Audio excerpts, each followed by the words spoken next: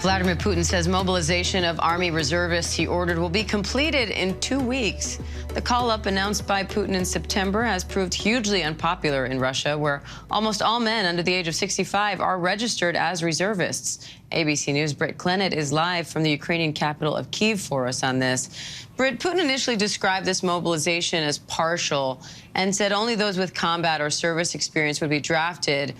Is that how it's played out?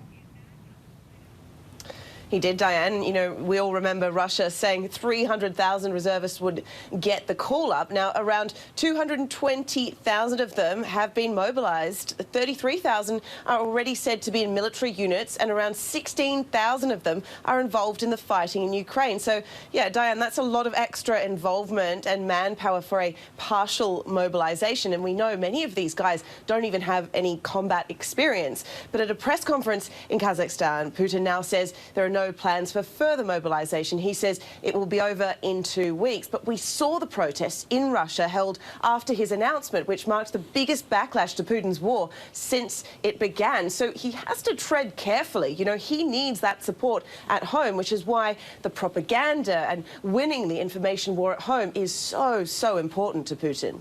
Now, the first deaths of newly mobilized Russian troops in Ukraine have been reported in Russian media. That's sparking criticism of the military command. Is Russia making any progress?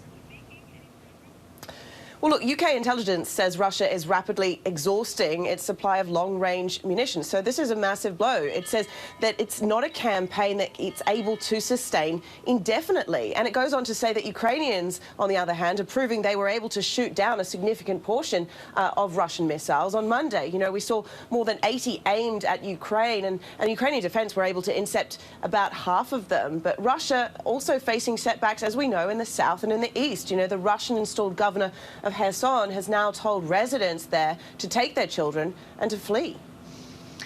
And meanwhile, French President Emmanuel Macron has been criticized by opponents for saying that the country would evidently not use nuclear weapons in response to a nuclear attack on Ukraine. What can you tell us about that?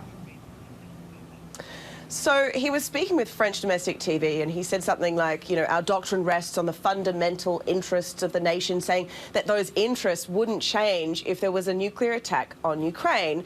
That has created this uproar at home from certain sectors, including from former President Francois Hollande. MPs and think tanks in the country have also been critical, many saying it would have been best if he had said nothing at all. That's the whole point of nuclear deterrence. Not a huge surprise coming from Macron, though. He has taken a softer stance compared with other Western leaders, you know, pushing for negotiations and at one point even warning against humiliating Putin. Diane? All right, Britt Clennett live from Kyiv for us. Britt, stay safe. Thank you.